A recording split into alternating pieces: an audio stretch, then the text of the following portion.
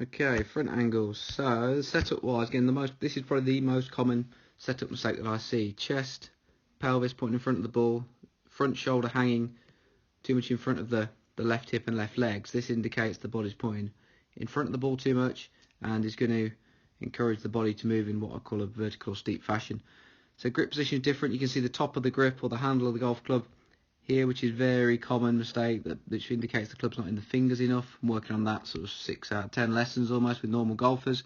Again, different here. So the hand now, the club's in the fingers more, hands more, a little bit more rotated to the right, much stronger position. Obviously the upper body and the body positioning is very, very different to what we see on the left of the screen. This really underpins the whole thing. So we've done a lot of work on setup and practicing this. Again, this is not the finished article yet, but it's so much better. So as we work back, combine this setup with the wide one piece takeaway, again very common swing fault or swing pattern. What we'll see is the upper body very tipped toward the target. We can see the back sitting in front of or close to the target in the left hip. Again, very common swing pattern or body movement that I typically see. Guarantee you're going to come in too steep or too vertical from this position. So the new one, again we worked on how the takeaway works, and then from here, letting the right pocket go back, maintaining flex in the right or the back knee, keeping the left pocket what feels very high compared to the original one, and now the back hangs further away from the target than the front hip. So this body position he's got here will actually shallow the club for him.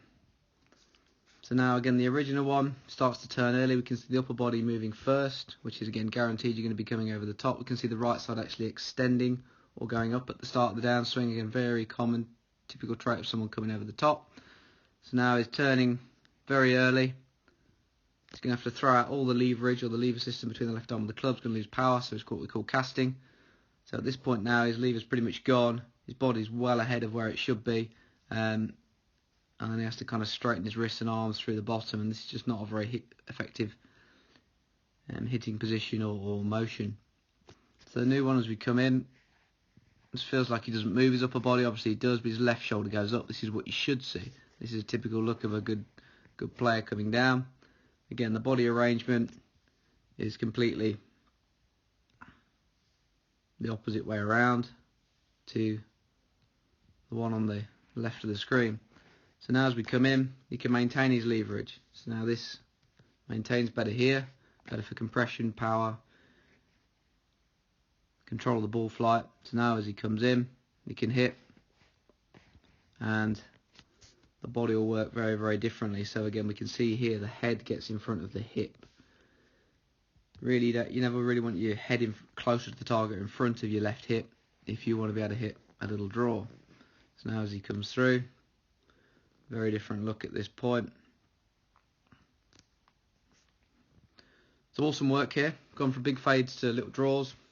Far more distance, more efficient with the body. So key takeaways really. Setup is key.